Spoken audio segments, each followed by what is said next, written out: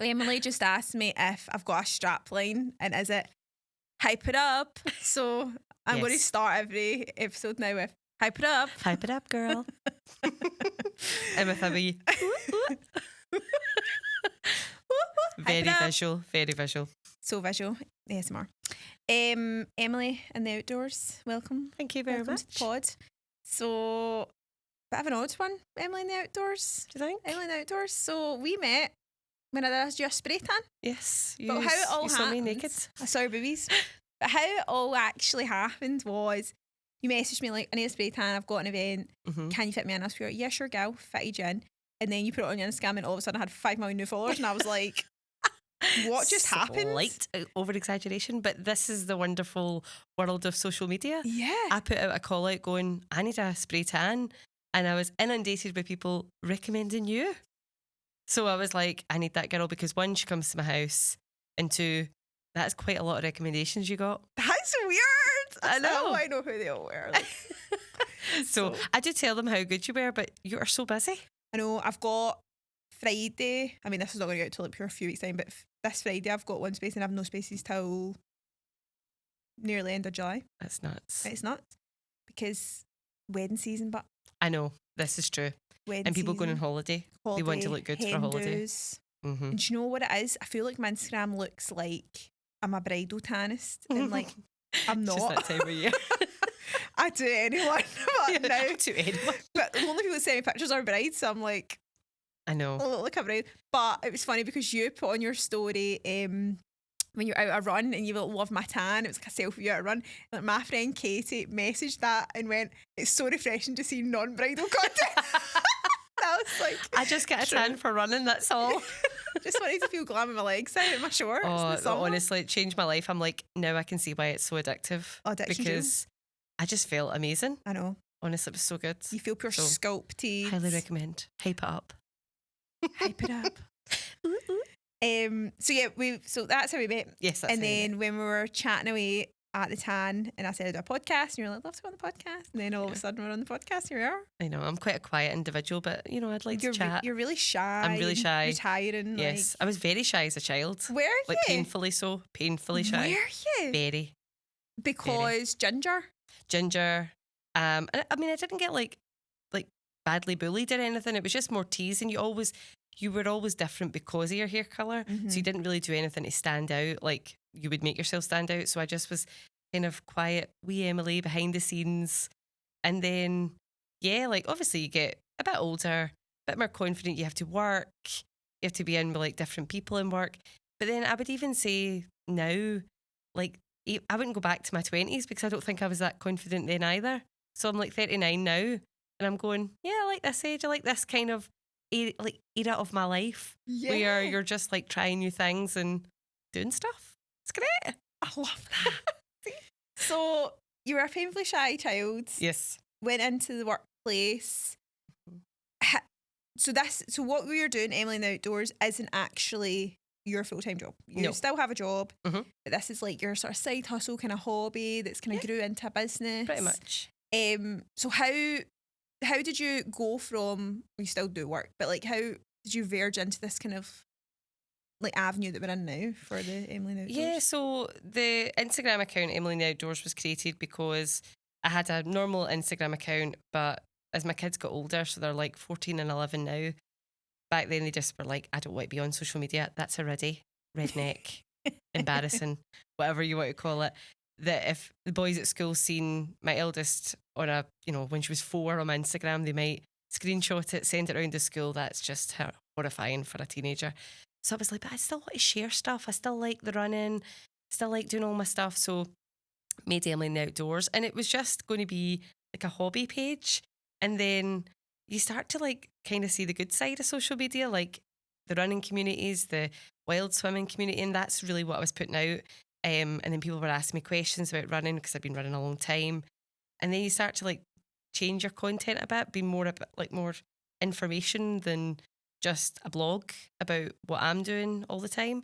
And then like fast forward time, you just, I'd say like social media weirdly gave me like more confidence, like meeting people. And then I thought, you start to see what other people are doing. You think I should do something. I want to do something.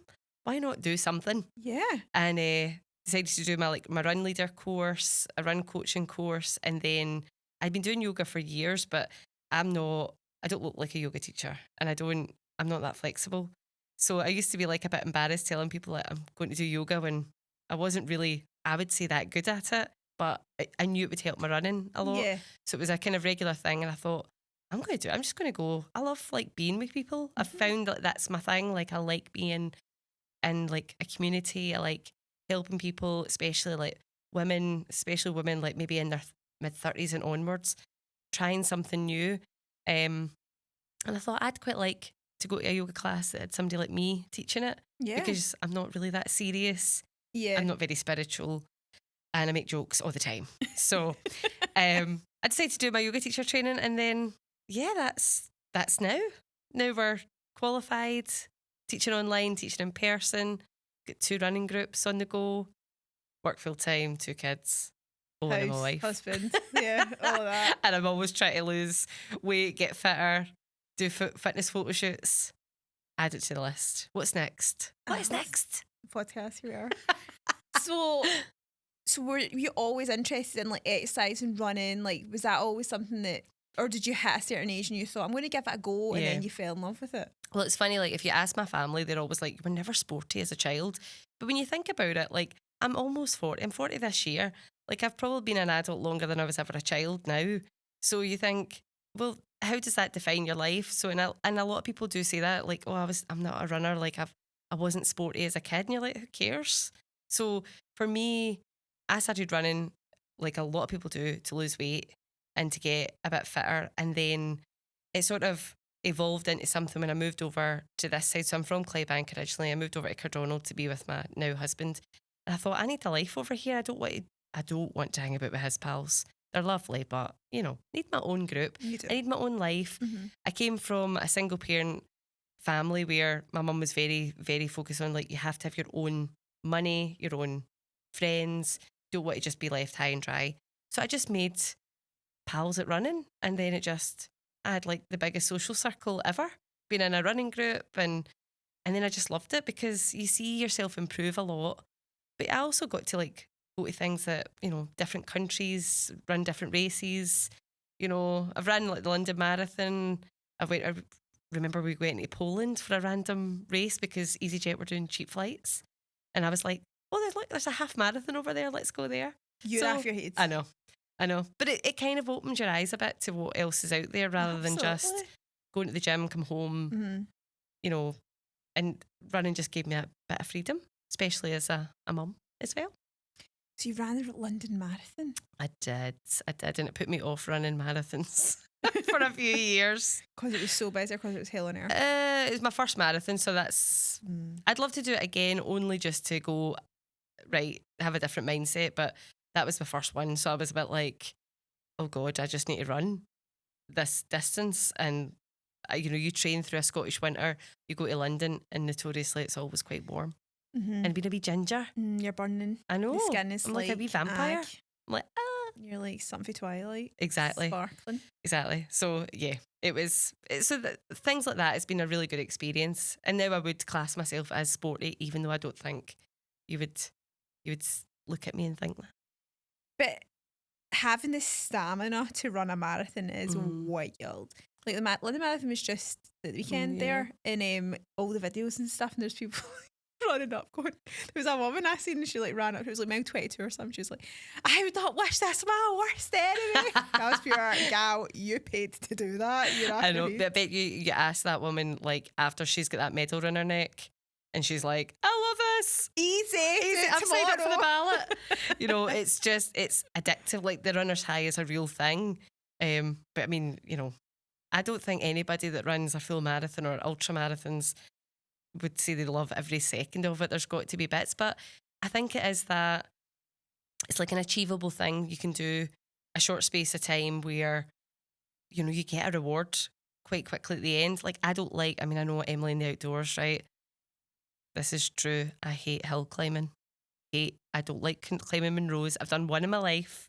Never again. Because it's too much effort for very small return. But what I'll say is running a marathon's quite a lot of effort. I know, but that Monroe took me longer than running a marathon.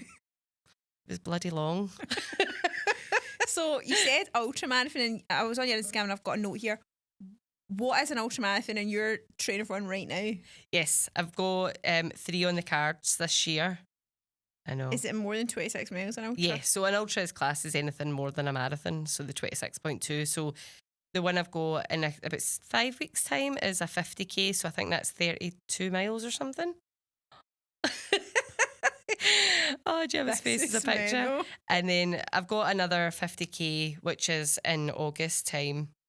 But the real one I'm actually aiming for, and it's like a bit of a bucket list for me, I always wanted to do it, is the Highland Fling. So that starts at Mulgai along the West Highland Way, ends in Tyndrum, and it's like 53 miles. So you run the West Highland Way? Half of it, or just over half. Because it's split into 2. In the road, you're like, get out of my way, I'm running. I know. Push. Yeah, there's not much. Is it not just wee single tracks in that? It's not. It's some of it's quite wide and quite runnable. I ran with my friend. My friend did it last year, Kaylee.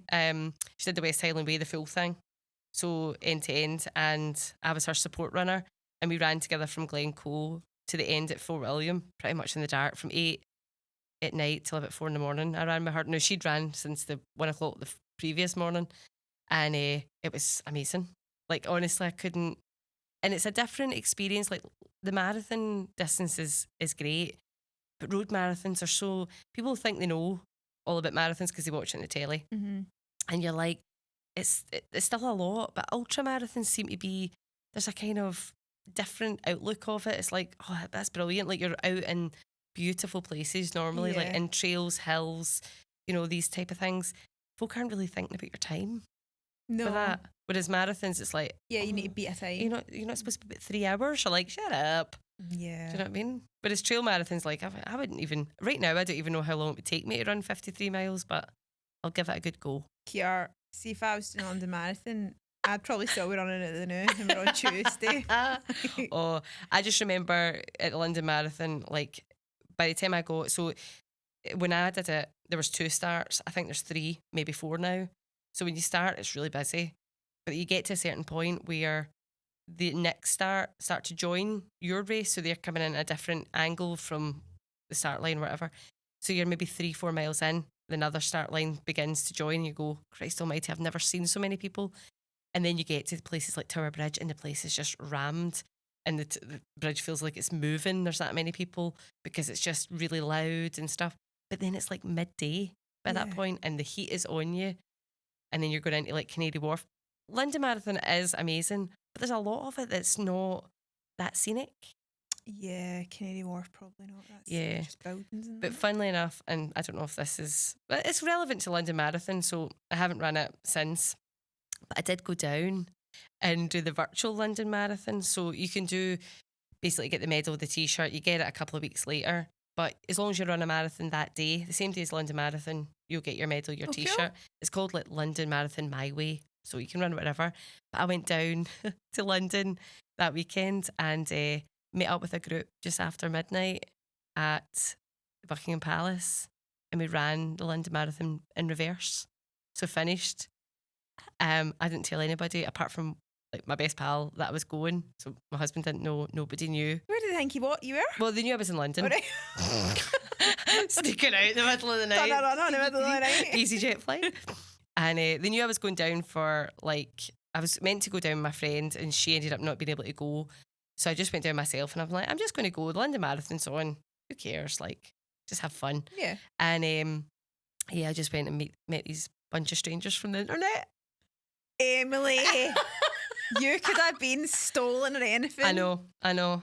But I think they would have just handed me back, to be honest. Probably to be like, she talks about running way too much. She loves that run. She loves that run. Do a lot of people do that, like run it backwards in the middle of the night? Yeah, so the groups get bigger and bigger every year. And you see loads of people going down to do it. But I've got a picture of like me on like Tower Bridge in the middle of the night. Wow. Just, and you think in 12 hours time, that's rammed. Mm-hmm. So it was quite a that's cool experience. So that was I think it was about 6 and a bit hours we ran for because one, it's the middle of the night. A bit dark. It's a bit dark, but and that's when you kind of go, well, it's not really that pretty London at certain parts because you're like, Kinda scary. oh. But it was. I'm with it this was random good. bunch of people, middle of the I know. night. Kinda scary. I know. Shit. Nothing to watch where I am. But what an Instagram post that was. I know. It won't be long Yeah. for London Marathon are clocking on and being like, right, do you want to see a nighttime one? I know, £100, I mean, they should please. start Enter charging the for that. ballot. I know. Why not? Backwards. But yeah, so that's probably the last time it wasn't the last time I ran a marathon, but yeah, that was probably my most interesting marathon, I'd say. So your 2 ultras that are coming up, Mhm. are they in Scotland? The first one's in Scotland down at Irvine Beach. Oh, so cool. it's just basically an out and back along the coast run by a kind of local company called On Run the Llama. beach? On the beach and in Holy the coastal fuck. path. So I've got a coach because I've ran a 50k before, but I've never ran like a big distance like the Highland Fling.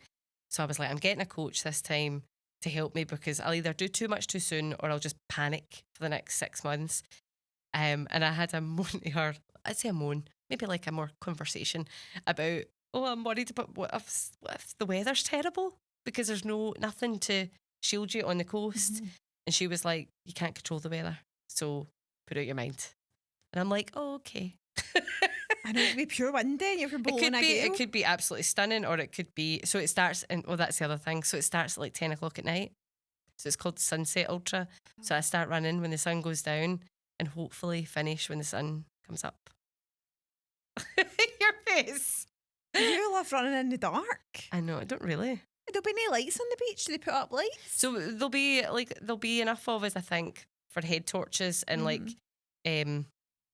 when they've got like drop bags and water stations and stuff like that.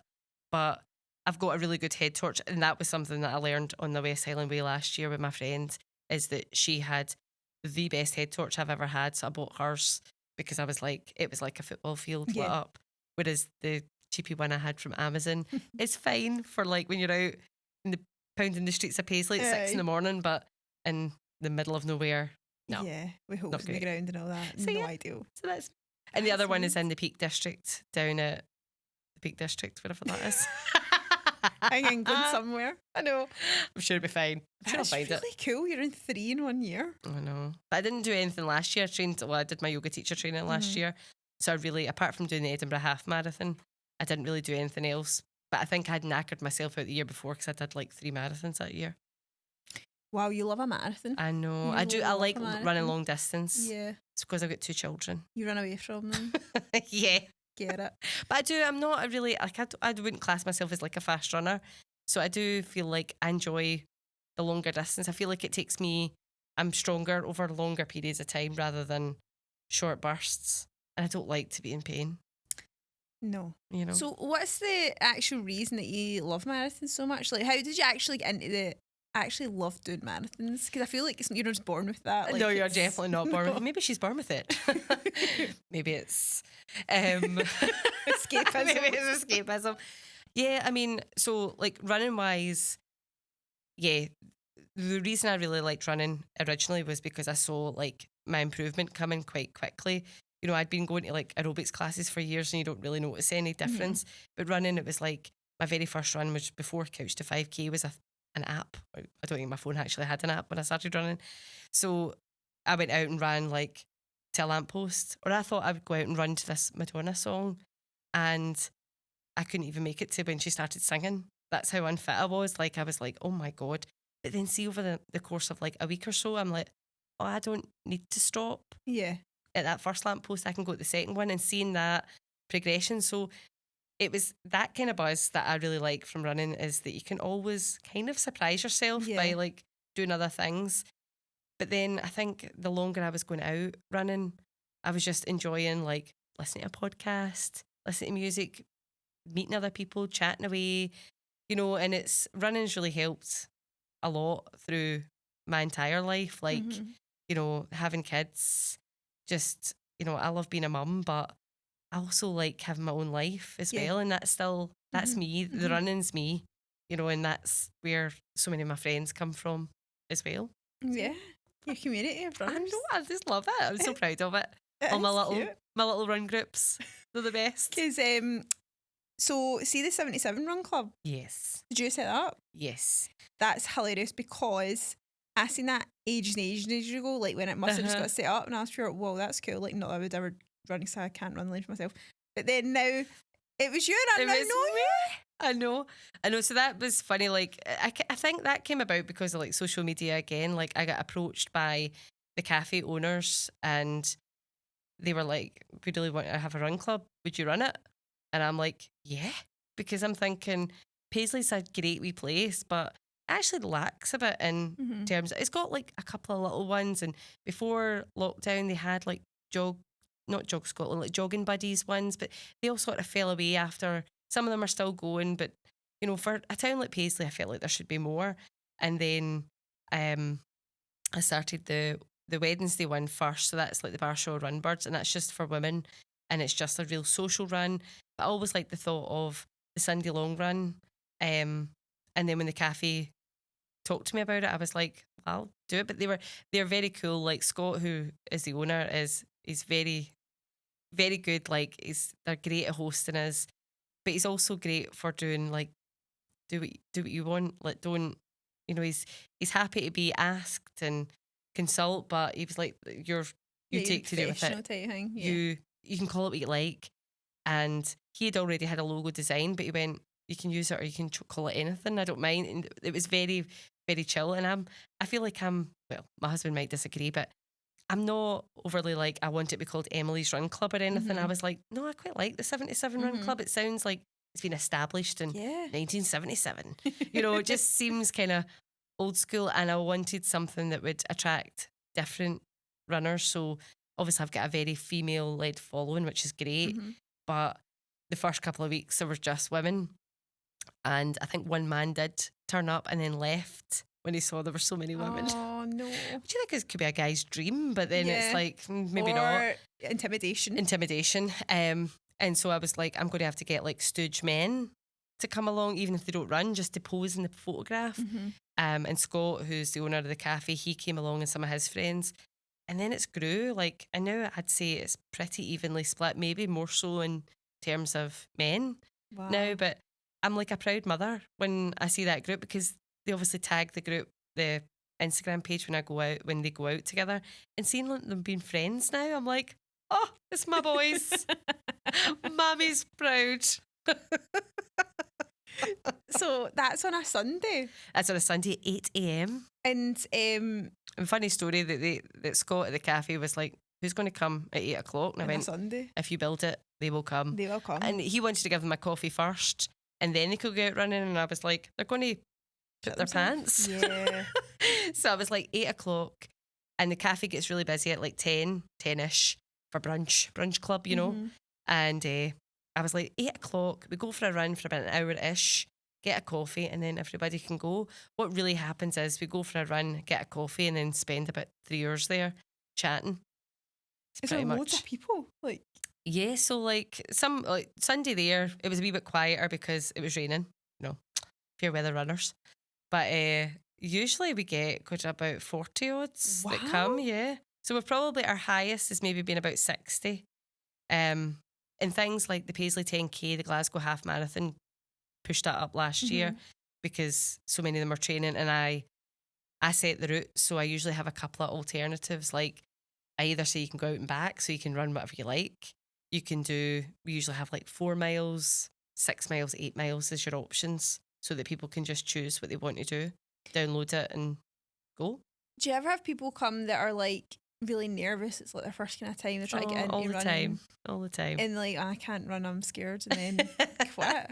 I mean, it's a different type of group than the Wednesday group, because it's not a group run. So, you know, you will probably find somebody to run with, but it's not necessarily like you set off in groups and somebody's going to take care of you the whole way. Everybody's just, it's kind of individual in a way. It's just, it helps people get to know their area, gets people new routes. You know, they're all getting my marathon routes, like the things that I've trained for hours, going up and into the airport and up the back of Renfrew and into Barrhead, you know, things that they've never, some people have just went like, oh, I didn't even know you could run here. Yeah. So sometimes it's a bit like, look, you might make a pal, you might have somebody to run with, you might not, you might run by yourself for a bit, but when you come back to the cafe and you have your coffee and we all sit and chat about, that's the best part. Yeah. And you start to learn from each other.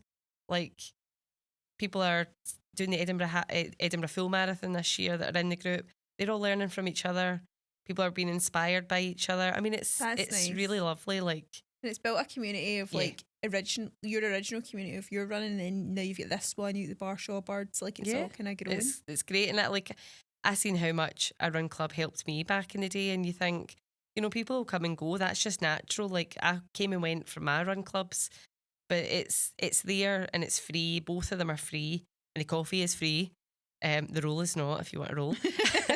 But it's all free so that people are able to like come along. You know, everything's expensive now, so it is nice that there's a space where you can just rock up and be part of something. Yeah. And then you can come back, or you don't need to come every week. You know, it's you know, and obviously the cafe have been amazing, giving us the free drinks. That's so nice. Do you know what I mean? But 40 to 60 people, free coffee. I know. I mean, there is a bit of a wait because we are not the paying customer, so I'm always like that, you know, nobody ever complains. No, of course not, it's free. No, exactly, you know.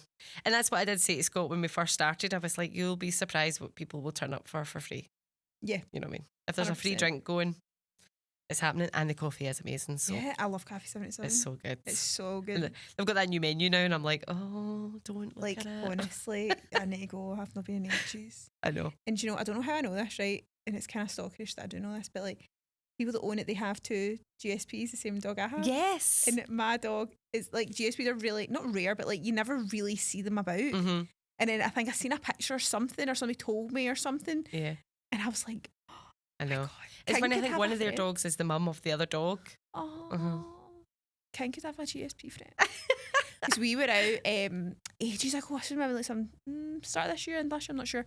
And we were on Rightmove all the time, and we seen this house, and we were like, let's do a drive-by. So this drive-by, it was a pure shit house, right? So we didn't actually even speak to them, right? But we were like driving by, and then I seen a GSP I'd walk, and I was literally like, oh my God, stop the car! Oh my God. I was like, King, we need to move here so you can have a GSP friend. Oh, I'm a psychopath. I was going to say, a bit of an addiction here. Oh, like, he's my whole entire world. But yeah, how friends. So funny. Oh, there you go. Lovely dogs. Lovely dogs. Lovely dogs. So that's the running side of things. Mm-hmm. And then you did your yoga training last year. Yes. So talk to me about what you do with that, what you offer with that, what the kind of sitch is. Yeah, so, trained last year. And then I think for me, I don't want to do like an hour's class in the house because, like, see if I did a 60-minute anything in the house, all I'm looking at is, I need to go and hang up my washing, or I need to hoover, or what is that on the carpet? I'll need to pick that up. I lose attention. So what I wanted to do was short, sharp classes for people so that, you know, if they weren't sure if they were into yoga, it's 30 minutes. Like, you can do that. Yeah. So I created like the yoga club on Emily and the Outdoors. So I've got a wee website and everything. And it's on a Tuesday and a Friday morning. So as we've just spoke about, predominantly my following is runners. So one of the classes is specifically a yoga for runners class on a Friday morning. And it's 7:00, 30 minutes. You know, I make it it's pretty simple. Nice ways to move your body, kind of like helping your running out as well. And the Tuesday class, I call it Rise and Shine. It's a bit more traditional yoga, like nice little flow, that type of thing. The language is maybe a bit different, but it's still me making my bad jokes, talking with my froggy voice first thing in the morning. And but it's like 30 minutes just flies in, and I get such like lovely feedback from it because, you know, a lot of people weren't really into yoga, and a lot of runners are like refuse to stretch. I was one of these people, but I'm trying to like bring it in that it's not that bad. It's not that bad, and you can make it. Doesn't need to be, you know, like very flexible, bendy yoga. It's just about moving the body a bit better rather than, you know, I better stretch my quads and just pull it and then you hurt yourself. Yeah. It's about kind of listening to your own body. Mm-hmm. So I thought, do that, fits into my life pretty nicely. But when you're behind the camera a lot, like you lose that sort of personal touch as well. And so I wanted to be able to teach in person as well. So I've got a couple of classes in Paisley that I teach as well. When and where? So I've got a regular Saturday class in the Abbey Mill Business Centre at 10:30. So I teach seasonal yoga. So seasonal yoga is what I actually trained in. And it's really just about, you know, in winter we feel like little bears that we want to hibernate and feel like crap and eat food and don't want to move. then your winter seasonal yoga practice kind of reflects that. You're not working up a huge sweat. You're not bouncing about. It's a lot more grounded, a lot maybe more seated postures. And then in the summer, when you're feeling great and you feel invigorated, maybe it's a bit more energetic. So it's quite a nice way of looking at it. Kind of going back to the old days when people used to, work when the sun was shining and sleep when it was dark type thing, rather than we pretty much work and be active like 24 hours a day now. Says I, who's about to do an ultramarathon through the night, not listening to my own advice. In the 1 year. So I teach there, and on a Monday and a Tuesday, I'm covering for a girl in Paisley. She's on maternity leave, so I do a gentle yoga class for her and a power yoga class. Oh, what's the difference in gentle and power? So gentle is, again, just a bit slower moving, less kind of pressure on the joint. So talking about maybe slowing the practice down a little bit more, again, using the breath work a bit more. And then power is a bit more energy, more types of flow like sun salutations to get the blood pumping. So, thinking about strength and warming the body. And then a bit more balances, maybe some handstands in there. Handstands? Handstands and headstands. No way. I know. I can do a good headstand. Can you? Yeah. When you go. Get Get on your bash the TV. I'm too shy. I'm too shy. I know. But yeah, so I'm really enjoying doing that. But obviously, like I say, I try and do it so that I can fit in with my life. So that's why, I sort of use myself as the example that, I feel better having moved my body, and you only need 30 minutes. I love running, like as I've said several times. But there's sometimes I'm like, I don't want to be pounding the pavements at 6 a.m.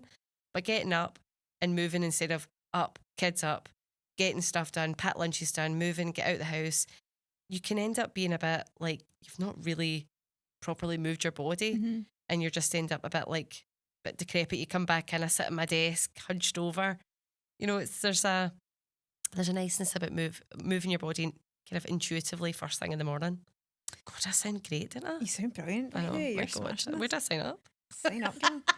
So with the early starts of the running, things like that, have you always been like that, or have you changed your brain to? Because I feel like I would be like, I can't be fucking bothered at 6 a.m. I'm knackered. Yeah. I mean, I'm always an early riser. Like, I do struggle to stay up past like 10ish. And if I do, you can tell the next day. But the good thing about the yoga is, so I put it all, like it's a 7 o'clock class for 30 minutes. But if you can't make it, you can catch up. There's like a wee members area on my website, so they can do it anytime. And one of the girls that comes to my Wednesday group, she came out running. She was like, I do it at night. She went, I sleep great after it. And I'm like, thanks. Amazing. But I am so cringy, like when she says things or anybody says something, I'm like, thanks. I can't take it. I'm very Scottish, can't take a compliment. How Just did like, you? stop. But how did you decide? Do you know what? I'm going to make this into like a little business. Like I'm going to make this into like a wee side gig. I mean, type thing. So it naturally happens. It kind of naturally happens, and I wanted something. So like, I mean, I have a nice job. Like I work for a really lovely company that allows me to work from home. Is super flexible. I've got a lovely team, but that job isn't my passion at all. And I used to be like, there were times where I was quite negative about it, and I didn't like that. I was like, I'm not liking the person I am, and I wanted to do something in fitness and health, but I was like, I can't leave a pretty cushy job for it. And just, don't get me wrong, people do and they make a success, and sometimes that's what you have to do, is push yourself out that comfort zone. But I kind of looked at it as, I want something that kind of fulfills that need at the side. And having the running groups, having the yoga, it just felt right to like give that back. Plus the fact that to become a yoga teacher with a really good company as well is like, you invest a lot of money in it. So it is kind of like, well, I should teach, I should share, I should earn a little bit of money from it, but it's still like super affordable. Like my membership is like £10 a month. Amazing. So it's like, it is really just like a bit of a yoga teacher in your pocket type thing of just, I'm not looking for you to break the bank, and it's just, I want to bring a bit of something to you.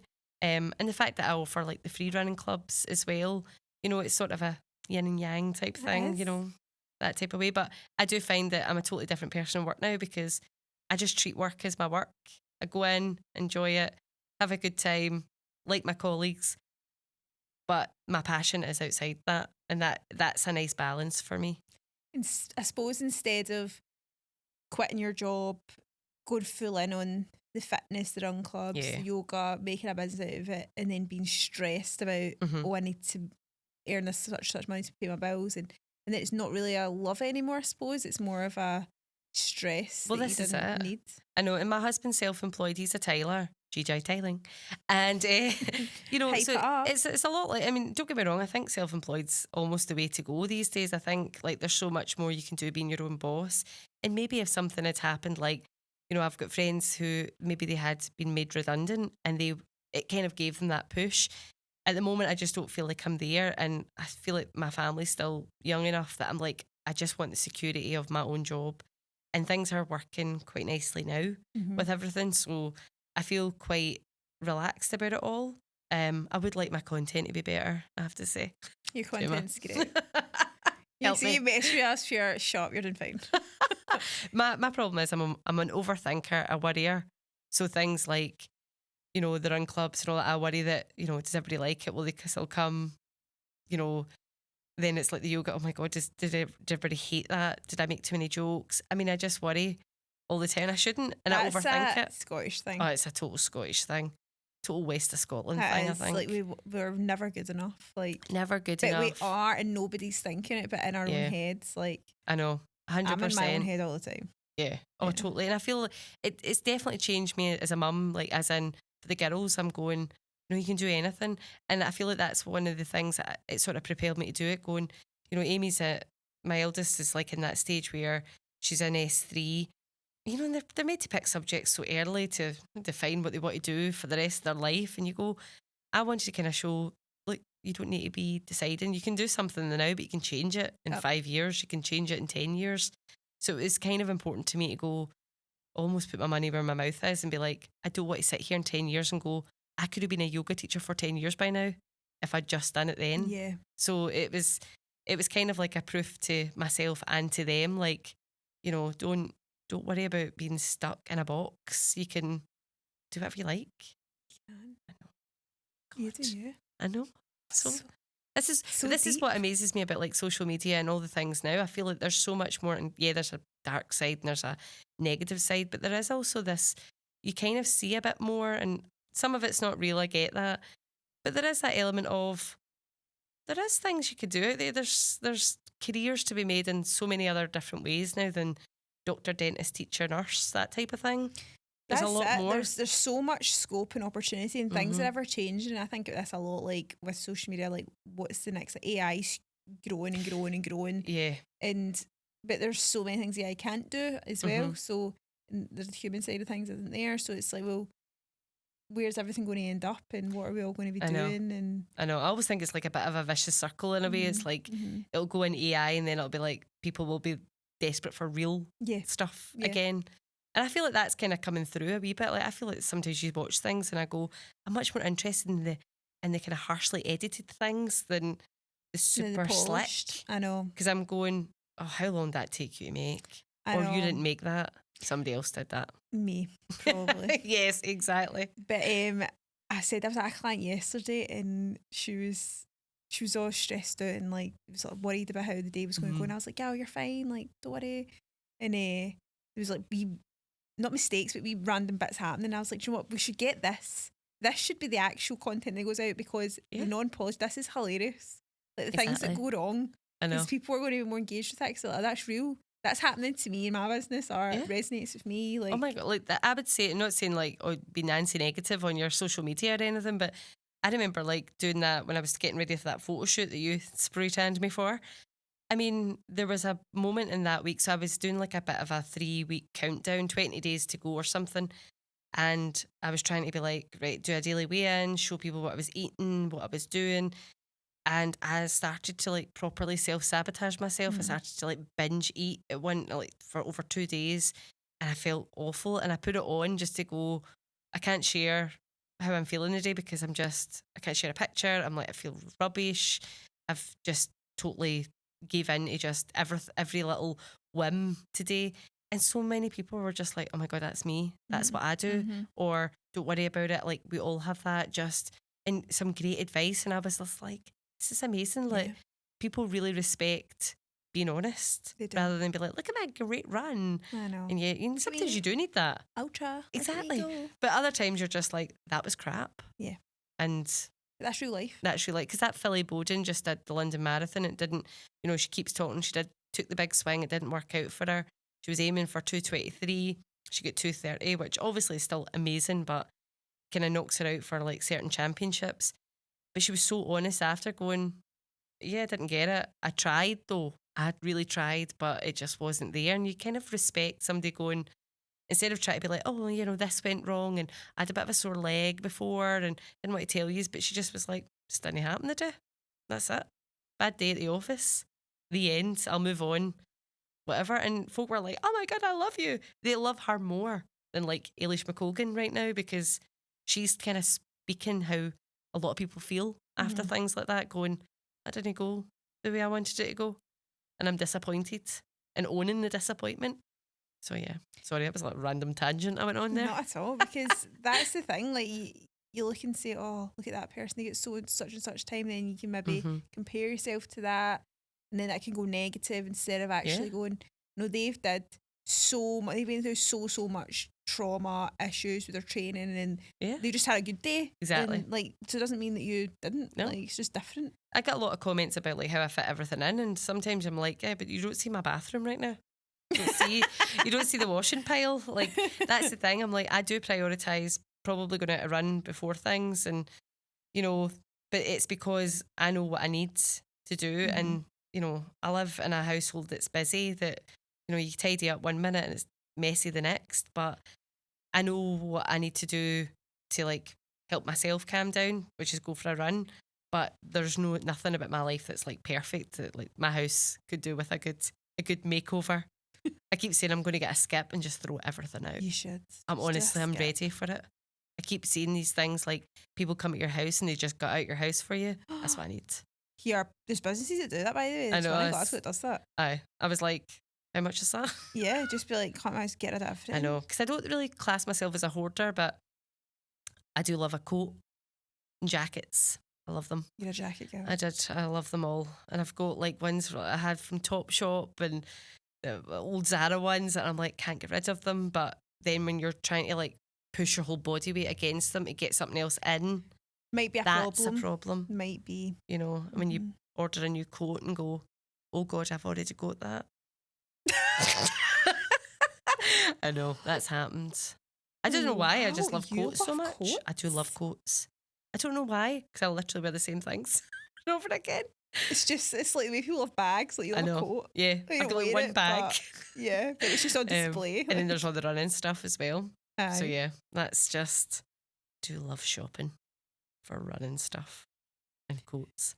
So with the running, what kind of advice would you give somebody that's maybe wanting to considering it?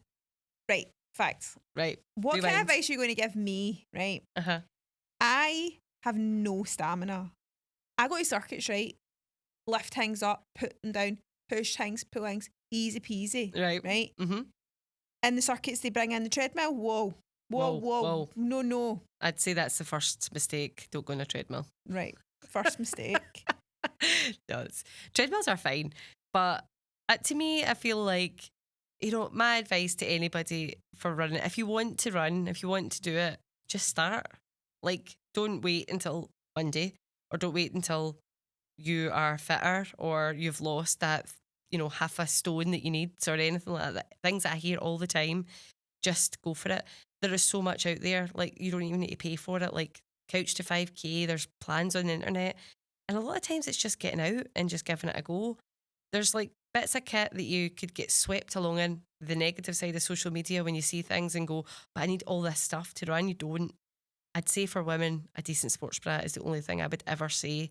But even now, there's companies online, there's Primark, there's Marks and Spencer's. You can get what you need, but just start small. Like, it's the same with yoga. You don't go to yoga and you're flexible when you walk through the door. You go there to do a yoga practice, and running is the same.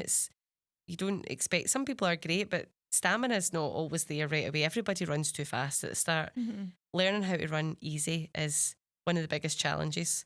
How do you breathe? These lungs.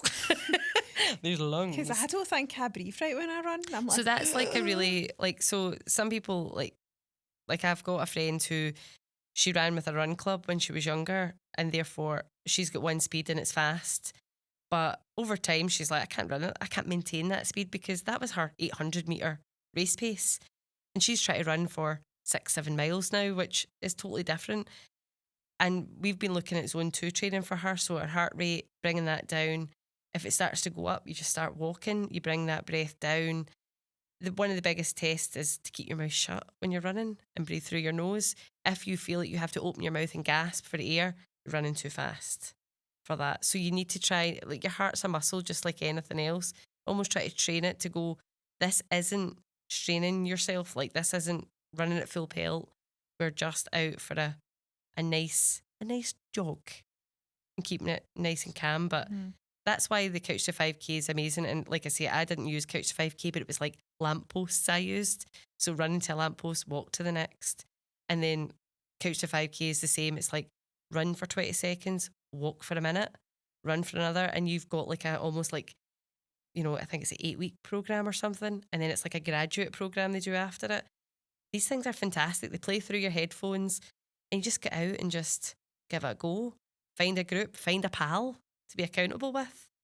Do you know what I mean? Go to the 77 Run Club. Go to the 77 Run Club, go to Barshaw Birds. But also, just the one thing I like about running, and it's one thing I've encouraged the girls to start getting into, is you can go running by yourself. You don't need to wait for somebody. You don't need to form a team to play running.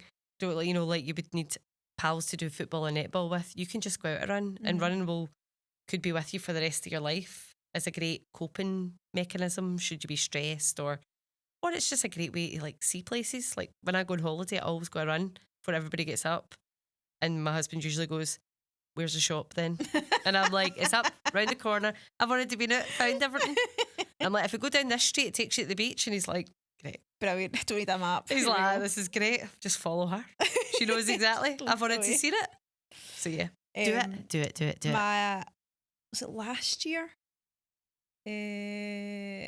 Last Christmas, I think it was. My brother, who is wild, got my dad a gift for Christmas, and it was signing them up for the Glasgow 10K, right? I love it when people give that as a present. He's 63 years old. My dad does not run. So, but my dad's one of these people that you tell him, oh yeah, he's going to do it. Like, he's like, I'm not going to back down from this. I'm going to learn. So then he's out pounding the streets, going for it, right? And like in my head, I'm absolutely pissed myself. Like, I can't imagine my dad running. Like, this is so funny. And then we went and did the 10K, so we were all there cheering him on to that. And then, and again, never seen him run. So we're standing up the hill, like, you know, the start, like St Vincent Street Hill. That's quite the start. Quite a start. And he's like running up the hill last, and we're like, yes, he's pure, yes. Aww. And he'd done it in under the hour. That's amazing. Were you so proud? So proud. Was he so proud of himself? So proud. 63 and did his 10K. How amazing is that? Amazing. And that was just him out. What an inspiration. Learning. Yeah, still. Do you know? And that, look at that at any age. Any age. Do you know what I mean? Is he doing it this year? I don't know. Probably not. He's probably like, oh, it's me done it. Ross probably signed him up for the fucking half marathon in Edinburgh, probably, no doubt. He'll be doing that. There is the Glasgow half, so you could do that. Oh no. You know what I mean? It's the same route. Just a bit more. He actually comes to circuits with me on a Sunday. Me and him go to circuits together. He's a lot more fit than I am, though. No, I'm pure. You could do it together? No. Okay. Maybe one day. I've actually got you a present. I've signed you up for the Paisley 10K. Get it! Oh yeah, you shouldn't have. Thank you. Oh, Best gift ever. We're actually coming to end the podcast. Oh no. I know we could be gabbing for ages. I know, so this fun. is so lovely. I love it. Oh, it's so nice to hang out. I know. I was so nervous before this, and then it's like, so it's just so nice. Everybody says that. We're just gabbing. Right. So if you've listened to any podcast, it is hype up a small business, a charity, or someone that deserves a spotlight, and tell me why. Oh my goodness! Like, I feel like I've named a few. You've named loads. I know. I mean, obviously, I've named Café 77, which I feel like I have to give a proper wee shout out to, because they've just been so good to us. You know, they look after us every week, no matter if there's 8 runners, which there was like one of the first or second week that came, to like the 50, 60 that come along, giving everybody a tea and coffee or iced coffee. Iced coffees are pretty good as well. But always just being like open to letting us kind of hang about. You know, we are a noisy bunch at the front of that shop, but I think he likes it because obviously it makes the cafe look super popular. Yeah.